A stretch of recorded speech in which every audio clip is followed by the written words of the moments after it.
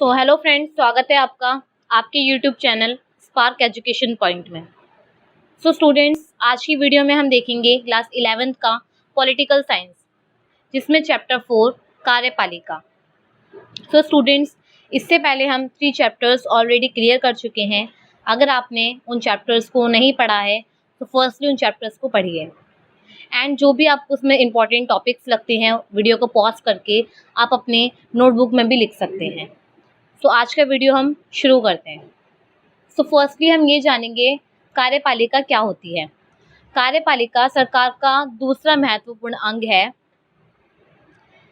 इसमें first line बोल रही है जो कार्यपालिका है वो सरकार का दूसरा महत्वपूर्ण अंग है। मतलब दूसरा महत्व 3 अंग होते हैं, ठीक है।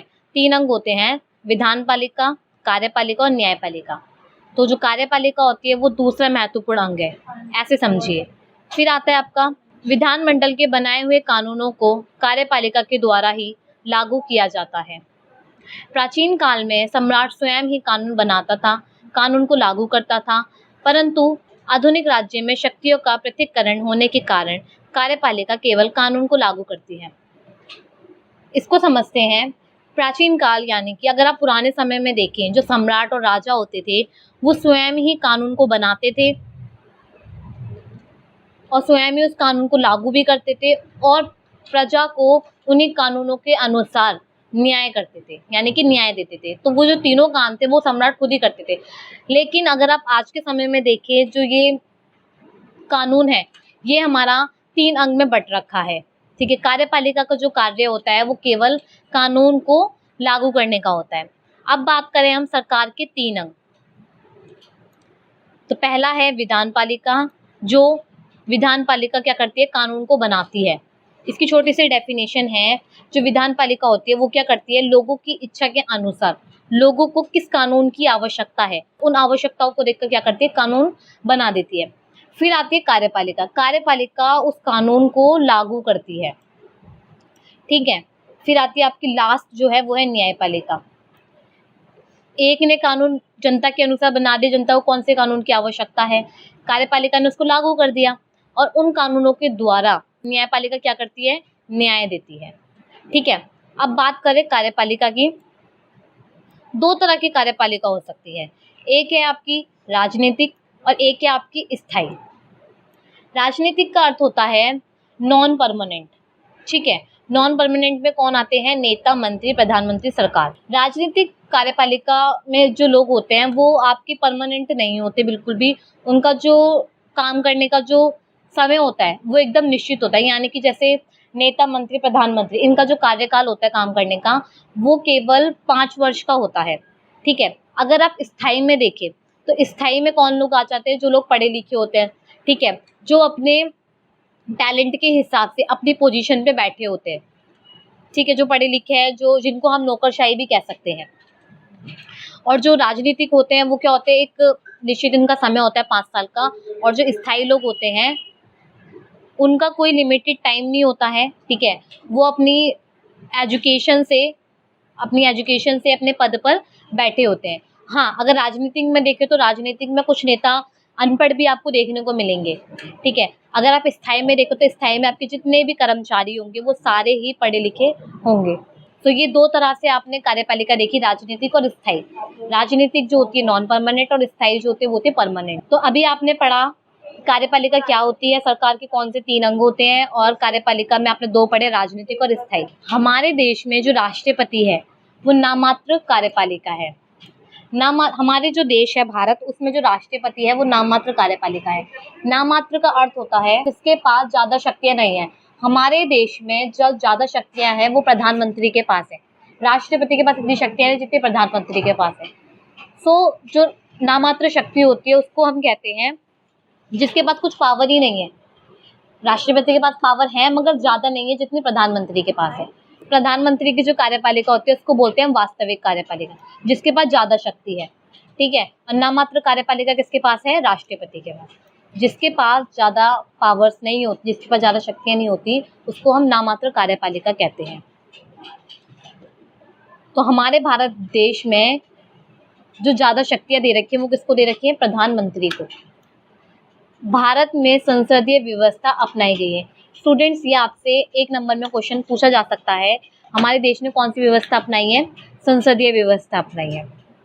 ठीक है, अब बात करें हम केंद्र स्तर पर कार्यपालिका और राज्य स्तर पर कार्यपालिका, यानी कि केंद्र मीन्स सेंट्रल गवर्नमेंट एंड राज्य हो गया आपका स्टेट गवर्नमेंट। ठीक है, तो केंद्र संघ स्तर पर जो कार्यपालिका होती है उसमें कौन आते हैं? राष्ट्रपति, प्रधानमंत्री, मंत्रिपरिषद, केंद्र कार्यपालिका।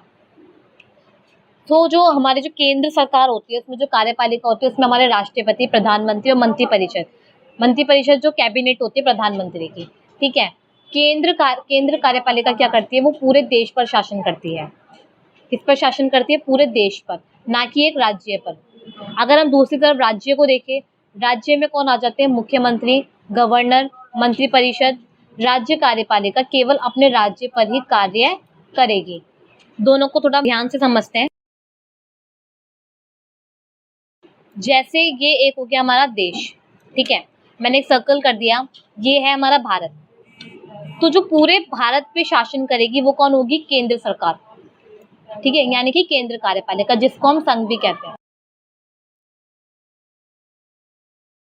अगर हम दूसरी तरफ देखें जो राज्य है, तो राज्य कौन होते हैं? भारत में जो राज्य बन रहे, जैसे एक जगह मुंबई होगी, एक राजस्थान होगा, एक दिल्ली होगी।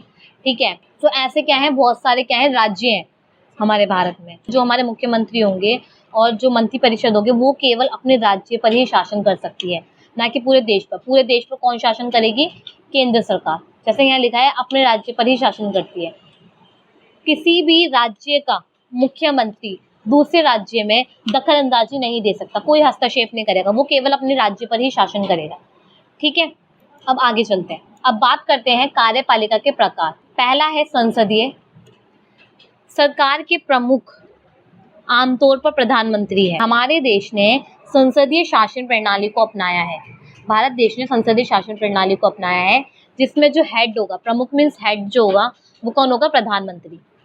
जैसा मैंने भी आपको इससे पहले बताया था, जो राष्ट्रपति वो नामात्र शक्ति है, क्योंकि हमारे देश में जो ज्यादा पावर्स दे रखी है वो प्रधानमंत्री को दे रखी है। प्रधानमंत्री, ठीक है, विधायिका में बहुमत वाले दल का नेता होता है। विधायिका में जिस भी नेता को सबसे ज्यादा बहुमत मिलता है वो कौन होता है? प्रधानमंत्री। इसलिए हम इसे कहते हैं विधायिका में बहुमत वाले दल का नेता। वह विधायिका के प्रति जवाबदेह होता है।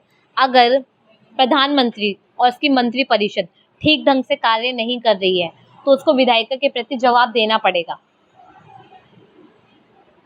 देश के प्रमुख इनमें से कोई भी हो सकता है। अब बात करें अर्ध अध्यात्म तक। इसमें क्या होता है? राष्ट्रपति देश का प्रमुख होता है। ठीक है, राष्ट्रपति क्या होगा? पूरे देश का हेड होगा। और प्रधानमंत्री केवल अपनी सरकार का, ठीक है, केवल वो अपनी सरकार को और अपनी जो उसकी मंत्रिपरिषद है वो सिर्फ उसका प्रमुख माना जाएगा। प्रधानमंत्री और उसकी मंत्रिपरिषद विधायिका के प्रति क्या होती है? जवाबदेह होती है। उसको जवाब देना पड़ेगा प्रधानमंत्री को और उसकी मंत्रिपरिषद को। इसमें क्या डिफरेंस देखा आपने दोनों में? इसमें अर्ध अध्यात्मक में जो है उसमें देश का प्रमुख जो है वो राष्ट्रपति है और संसदीय में सरकार का जो प्रमुख है वो है प्रधानमंत्री। ठीक है, तो ये आप थोड़ा इसको ध्यान से पढ़ेंगे तो आपको समझ में आएगा। अब देखें हम अध्यात्म तक। इसमें बिल्कुल ही थोड़ा डिफरेंस है। ठीक है, बहुत ही डिफरेंट है। इसमें राष्ट्रपति ही देश का प्रमुख है, वही सरकार का प्रमुख है। राष्ट्रपति का चुनाव आमतौर पर प्रत्यक्ष मतदान से होता है। वह विधायकों के प्रति जवाबदेह नहीं होता। राष्ट्रपति ही देश का प्रमुख होता है, वही देश को हैंडल करेगा, वही सरकार को हैंडल करेगा। और अगर वो ठीक ढंग से कार्य भी नहीं कर रहा है तो उसको विधायिका के प्रति कोई जवाब देने की जरूरत है ही नहीं। ठीक है, तो ये आपने 3 तरह के कार्यपालिका पढ़ी, संसदीय, अर्धअध्यात्मक और अध्यात्मक। सो स्टूडेंट्स, इस टॉपिक को आप पॉज करके भी अपनी नोटबुक में नोट डाउन कर सकते हैं, क्योंकि आपसे पूछा जा सकता है तीनों में ही डिफरेंस। फिर बात करें भारत के राष्ट्रपति की शक्तियाँ और कार्य।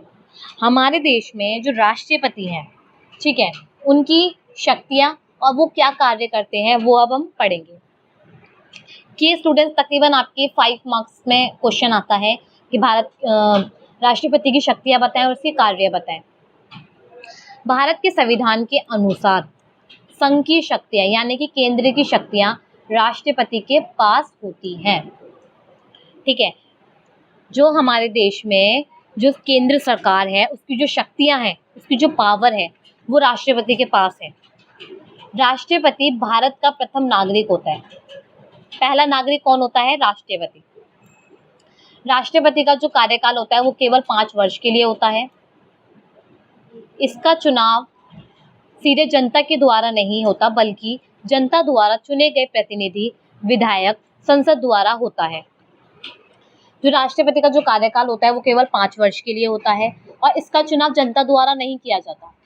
जैसे कि जनता ने किसी एक प्रतिनिधि को चुन लिया, अब वो प्रतिनिधि विधायक संसद में बैठेगा, फिर वो क्या चुनेगा? राष्ट्रपति को चुनेगा। तो जनता द्वारा चुने हुए प्रतिनिधि विधायक में बैठते हैं, फिर वो वहाँ पे राष्ट्रपति का चुनाव होता है, फिर उनमें से राष्ट्रपति को चुना जाता है।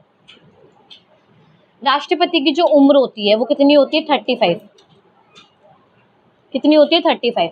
राष्ट्रपति के पास कार्यकारी, कानून, विधि तथा आपातकालीन शक्तियां होती हैं। आपातकालीन शक्तियां यानी कि इमरजेंसी पावर। 3 आपके आपातकालीन होते हैं। इसमें जो अनुच्छेद होते हैं वो होते हैं 352, 356, 360। ठीक है। 3 आपके अनुच्छेद यानी कि आर्टिकल्स दे रखे हैं, 352, 356, 360।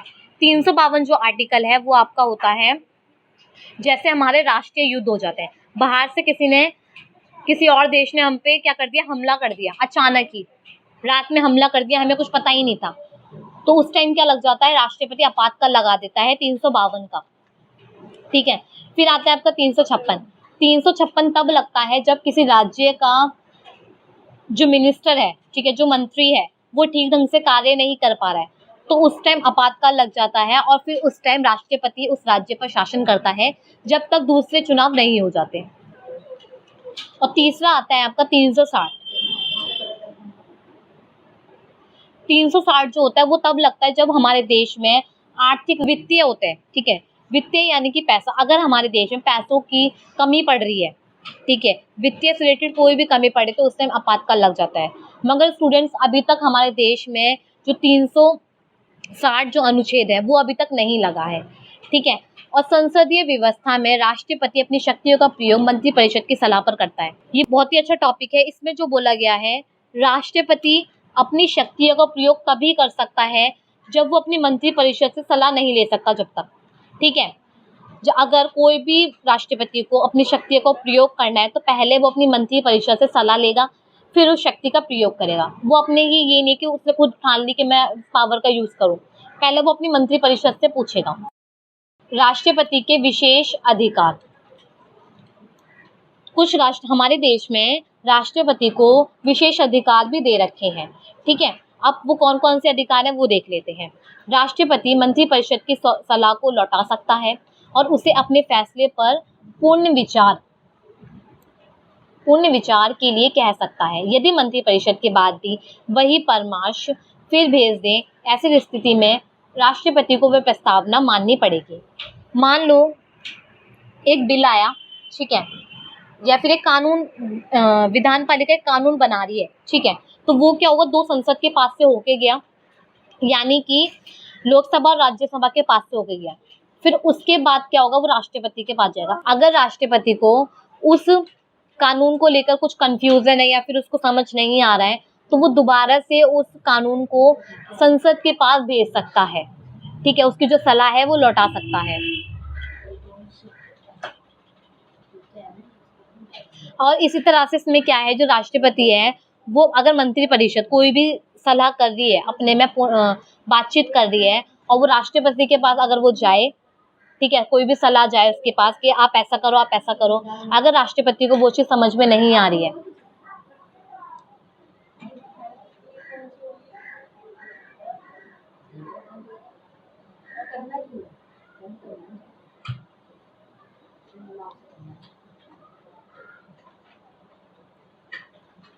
तो राष्ट्रपति उस सलाह को दोबारा से लौटा सकता है और अपने फैसले पर पूर्ण विचार के लिए कह सकता है। अगर वही सलाह दोबारा भेजी जाए तो उस स्थिति में राष्ट्रपति को वह प्रस्तावना माननी पड़ेगी। ठीक है। राष्ट्रपति के पास वीटो पावर होती है। 1 नंबर में आपका क्वेश्चन आता है, राष्ट्रपति के पास कौन सी पावर होती है? वीटो पावर होती है। अगर विधायिका अगर विधायिका कोई कानून बनाना चाहती है तो उस कानून को सबसे पहले संसद को भेजा जाता है। जैसा मैंने आपको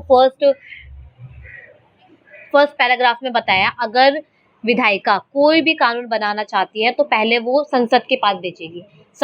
संसद में कौन आ जाते हैं? लोकसभा, राज्यसभा, ठीक है, दोनों संसद के पास भेजेगी। फिर अंत में वह उस कानून को राष्ट्रपति के पास भेजते हैं, ठीक है। राष्ट्रपति के पास गया वो कानून, अगर राष्ट्रपति उस कानून को लौटा देता है या फिर कहे कि उस कानून पर दोबारा से वाद विवाद किया जाए तो वह करना होता है। फिर दोबारा से उस राष्ट्रपति के पास भेजा जाता है। जब राष्ट्रपति उस कानून पर अपने हस्ताक्षर कर दे तब वह कानून बन जाता है। अगर विधायिका कोई भी कानून बनाना चाहती है, पहले वो कानून संसद के पास से जाएगा, संसद से वो पास होके राष्ट्रपति के पास जाता है। अगर राष्ट्रपति को उसमें कुछ समझ में नहीं आ रहा है या फिर राष्ट्रपति बोले कि इस कानून पर दोबारा से पुनः विचार कीजिए, तो राष्ट्रपति दोबारा से उसको संसद के पास भेज सकता है। जब दोबारा से वो कानून राष्ट्रपति के पास जाता है और जैसे ही राष्ट्रपति उस कानून पर अपने साइन यानी कि हस्ताक्षर कर दे तब वह कानून बन जाता है। राष्ट्रपति बहुमत वाले दल के नेताओं में से एक प्रधानमंत्री चुनता है। राष्ट्रपति बहुमत वाले दल यानी कि जिसको ज्यादा बहुमत मिली होती है उस प्रधानमंत्री को चुनता है, लेकिन अगर कभी किसी पार्टी को बहुमत प्राप्त ना हो तो वह गठबंधन सरकार बनती है। अब बात करें गठबंधन सरकार क्या होती है। मान लो राष्ट्रपति के पद के लिए बहुत सारे राष्ट्रपति खड़े हैं, ठीक है, बहुत सारे राष्ट्रपति, 3-4 राष्ट्रपति अलग अलग सरकार के। अब क्या होगा, बट चुनाव तो एक जाएगा राष्ट्रपति। अब बात करें गठबंधन क्या होता है, ठीक है। गठबंधन का अर्थ होता है अगर प्रधानमंत्री के पद के लिए एक प्रधानमंत्री चुनना है। मान लीजिए अगर राष्ट्रपति के सामने बहुत सारे प्रधानमंत्री खड़े हो, यानी कि प्रधानमंत्री के पद के लिए 3-4 लोग खड़े हो, तो ऐसे में तो प्रधानमंत्री को सिर्फ एक ही प्रधानमंत्री चुनना पड़ेगा ना कि वो चारों के चारों को चुन लेंगे, ठीक है। तो उस टाइम क्या होता है, जैसे हमने एक प्रधानमंत्री को चुन लिया जिसको ज्यादा बहुमत मिला है, तो जो वो 3 प्रधानमंत्री होंगे अगर वो चाहे तो एक गठबंधन सरकार बना सकते हैं, यानी कि बहुत सारी सरकार को मिला के एक गठबंधन सरकार बनती है, जिसको हम गठबंधन वाली सरकार कहते हैं। मान लीजिए पीएम पद के लिए एक से ज्यादा दावेदार आ जाए तो उस टाइम राष्ट्रपति क्या करेगा, उस टाइम राष्ट्रपति अपने विशेष अधिकार का, ठीक है, विशेष अधिकार का इस्तेमाल करके निर्णय ले सकता है। राष्ट्रपति के पास ये विशेष अधिकार है, अगर प्रधानमंत्री के पद के लिए एक से ज्यादा दावेदार आ जाएं तो वो अपनी पावर का यूज करके एक प्रधानमंत्री को चुन सकता है। यहाँ पे एक नोट लिखा है, भारत के संविधान में राष्ट्रपति जब तक चाहे कानून के पन्ने को तब तक अपने पास रख सकता है, जब वह उसकी पूरी तरह विवश ना हो उसकी कोई सीमिति नहीं होती। यानी कि अगर राष्ट्रपति के पास कोई भी बिल है, ठीक है, या फिर कोई भी कानून है, उसका जो पन्ना है, राष्ट्रपति चाहे वो जब तक उसको अपने पास रखता है जब तक उस पर वो पूरा वो ना हो जाए कि भाई हाँ मुझे इस कानून पे साइन कर देनी चाहिए, ठीक है, तब तक वो उस पर विवश ना हो जाए। तो ये आपने पढ़े स्टूडेंट्स, राष्ट्रपति के विशेष अधिकार। अब बात करें भारत का प्रधानमंत्री और मंत्रिपरिषद। भारत में प्रधानमंत्री ताकतवर पद है। मैंने जैसे आपको बताया था जो राष्ट्रपति है वो नामात्र है, ठीक है, उसके पास इतनी शक्तियां नहीं है जितनी प्रधानमंत्री के पास। इसलिए यहाँ बोला गया है भारत में प्रधानमंत्री ताकतवर पद होता है। ये लोकसभा में बहुमत वाले दल का नेता होता है। यहाँ पे गलत है, यहाँ पे आपका आएगा बहुमत, ठीक है। जब तक उसे बहुमत रहता है तब तक वह उस पद पर रहेगा। प्रधानमंत्री अपने मंत्रिपरिषद का प्रधान होता है। वह निर्णय लेता है कि उसकी मंत्रिपरिषद में कौन कौन मंत्री बनेगा। यानी कि जब तक प्रधानमंत्री को बहुमत है तब तक वह अपने पद पर रहेगा और अपनी मंत्रिपरिषद का प्रधान होता है। जैसे कि ये एक देश है, इस देश पे कौन है इसका प्रधान? प्रधानमंत्री। अब इसमें जो मंत्री होंगे वो कौन चुनेगा? प्रधानमंत्री चुनेंगे, ठीक है, प्रधानमंत्री चुनेगा। प्रधानमंत्री क्या कर सकता है, वो अपने अकॉर्डिंग किसी को भी मंत्री बना सकता है अपनी मंत्रिपरिषद में। उसका निर्णय होगा कि वो किसको कौन सा मंत्री बनाना चाहता है, ठीक है। जैसे कि गृह मंत्री होता है, रक्षा मंत्री होता है, ऐसे बहुत सारे मंत्री होते हैं, ठीक है। प्रधानमंत्री अपने मंत्री परिषद का क्या होता है, हेड यानी कि प्रधान होता है। स्टूडेंट्स, निम्न प्रकार के प्रधानमंत्री होते हैं। पहला है कैबिनेट मंत्री। कैबिनेट मंत्री के पास केंद्र सरकार के महत्वपूर्ण मंत्रालय जैसे गृह, रक्षा, शिक्षा, वित्त, विदेश व अन्य मंत्रालय होते हैं। तो कैबिनेट मंत्री में कौन आ जाते हैं, फर्स्टली ये तो केंद्र सरकार होती है, ठीक है। इसमें आपके आ जाते हैं जैसे गृह, रक्षा, ठीक है, शिक्षा, वित्त, विदेश व अन्य मंत्रालय, ये इससे रिलेटेड वर्क करते हैं। अब बात करें राज्य मंत्री। राज्य मंत्री कौन होते हैं, जैसे आप देखते हैं हर स्टेट में कोई ना कोई मंत्री है, ठीक है। जैसे दिल्ली में अलग होगा, मुंबई में अलग होगा, ऐसे। राज्य मंत्रियों का मंत्रालय विभागों का स्वतंत्र प्रभार दिया जा सकता है या उन्हें कैबिनेट मंत्री के साथ सहयोगी बनाया जा सकता है। सहयोग के मामलों में उन्हें कैबिनेट मंत्री के मंत्रालय के विभागों का प्रभार दिया जाता है, ठीक है। अब बात करें उप मंत्री।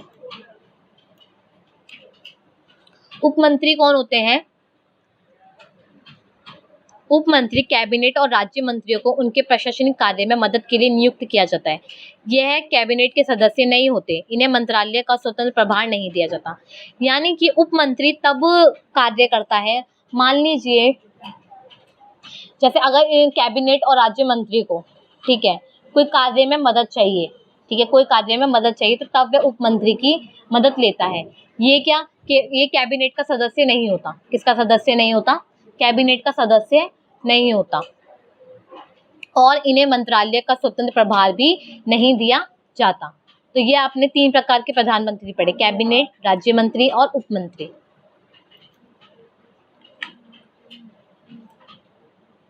प्रधानमंत्री चाहे तो मंत्री परिषद में किसी को भी कैबिनेट का सदस्य बना सकता है।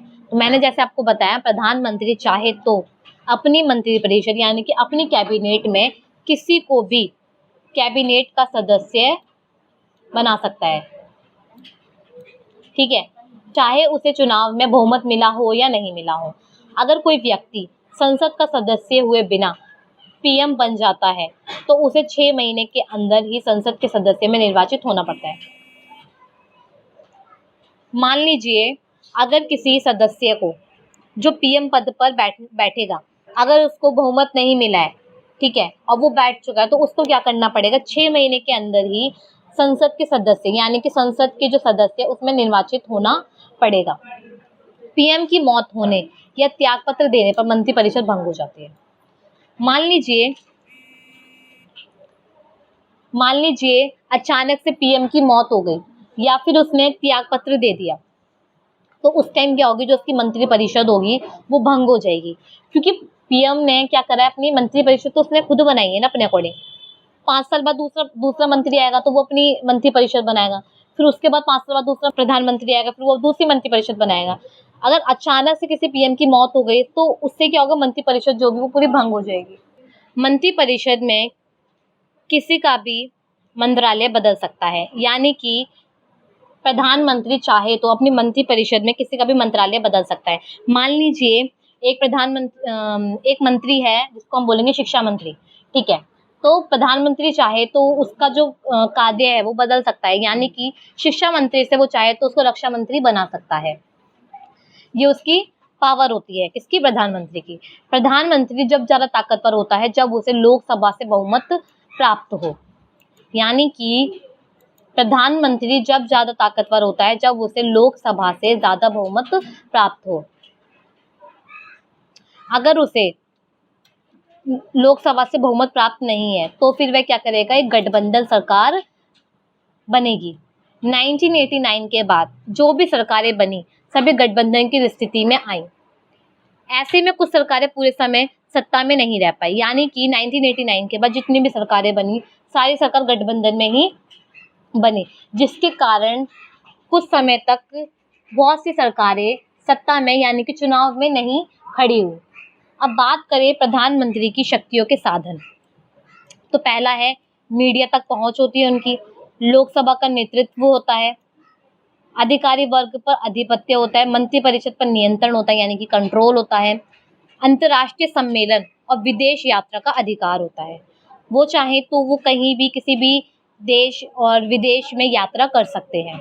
ये होती है प्रधानमंत्री की कैबिनेट, यानी कि उसकी मंत्रिपरिषद, जिसमें आते हैं वित्त मंत्री, रक्षा मंत्री, गृह मंत्री, खेल मंत्री, अल्पसंख्यक मंत्रालय, सड़क और परिवहन मंत्री और जल का कायम। यानी कि ये तो मैंने बहुत ही कम मंत्री लिखे हैं। ये प्रधानमंत्री की क्या होती है, मंत्रिपरिषद होती है, जिसमें प्रधानमंत्री अपने अकॉर्डिंग कोई सा भी मंत्रालय दे सकता है। अब बात करें नौकरशाही, तो नौकरशाही जो होते हैं, मैंने आपको बताया था, जो एकदम स्थायी होते हैं यानी कि परमानेंट होते हैं और पढ़े लिखे होते हैं। नौकरशाही के अंतर्गत वे सभी सरकारें आ जाती हैं जो देश में सरकार द्वारा बनाई गई योजनाएं को लागू करने में अहम भूमिका निभाती है। हमारे देश में नौकरशाही का बहुत महत्व है, क्योंकि ये पढ़े लिखे होते हैं, योग्य पक्ष होते हैं।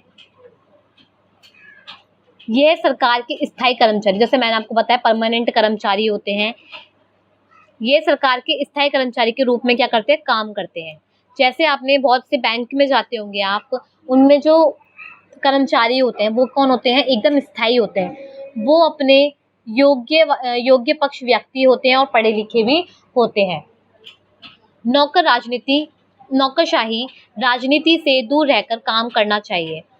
जो नौकरशाही होते हैं उनको राजनीति, यानी कि जो नेता वेता आते हैं उनसे दूर रहकर ही काम करना चाहिए, क्योंकि अगर वो इनसे मिलजुल के काम करेंगे तो एक तरह से तो वो गलत हो गया, ठीक है, क्योंकि जो भी सरकार आएगी फिर उस पर शासन चलाएगी, यानी कि नौकरशाही पे शासन चलाएगी। तो इसलिए यहाँ पे हम कहेंगे जो नौकरशाही है उनको राजनीति से दूर ही रहना चाहिए। उन्हें किसी राजनीतिक पार्टी का समर्थन नहीं करना चाहिए, और जो नौकरशाही होते हैं उन्हें किसी भी राजनीति का ज़्यादा सपोर्ट या फिर समर्थन नहीं करना चाहिए। नौकरशाही का चुनाव करते समय कोई भेदभाव नहीं होना चाहिए और उनकी योग्यताओं के आधार पर, यानी कि उनके टैलेंट के अकॉर्डिंग उनका चयन, यानी कि उनका जो टैलेंट के अकॉर्डिंग उनको चुना जाना चाहिए। जब भी हम नौकरशाही का चुनाव करते हैं उसमें हम किसी जाति, धर्म, लिंग को नहीं देख सकते, क्योंकि उस टाइम हम उनकी बस योग्यताओं के आधार पर ही उनका चयन करना चाहिए, ठीक है। तो उस टाइम हमें कोई भी भेदभाव नहीं करना है। संघ लोक सेवा आयोग सिविल सेवा के सदस्य, जैसे आपने यूपीएससी सुना होगा, बहुत से स्टूडेंट्स यूपीएससी की प्रिपरेशन कर रहे होंगे, तो वो लोग क्या है, स्थायी हैं, पढ़े लिखे हैं। जब वो यूपीएससी का एग्ज़ाम देंगे तब वो पास होके अपनी जॉब पर बैठेंगे, यानी कि वो पढ़े लिखे हैं, वो अपनी योग्यता के अनुसार अपने पद पर बैठे हैं। जैसे कि अखिल भारतीय सेवाएं, आईएएस, आईपीएस, केंद्रीय सेवाएं में भारतीय, विदेश सेवा भारतीय, राजस्व सेवा, प्रांतीय सेवा, विकेंद्रीकरण अधिकार। नौकरशाही पर माध्यम है जिसके द्वारा सरकार की लोक हितकारी नीतियां जनता तक पहुंचती हैं, किंतु नौकरशाही, ये थोड़ा गलत हो गया यहाँ पे, नौकरशाही इतनी प्रबल होती है कि आम व्यक्ति उनके पास जाने से भी डरता है। वहीं दूसरी ओर अधिक राजनीतिक हस्तक्षेप नौकरशाही राजनीति के हाथ का खिलौना बन जाती है। जो नौकरशाही होते हैं, ठीक है, वो नौकरशाही जो होते हैं उसमें राज्य कोई हस्तक्षेप नहीं कर सकती, ठीक है, क्योंकि नौकरशाही पे केवल केंद्र सरकार का ही नियंत्रण होता है। केंद्र सरकार ही उस पर क्या कर सकती है, नियंत्रण कर सकती है।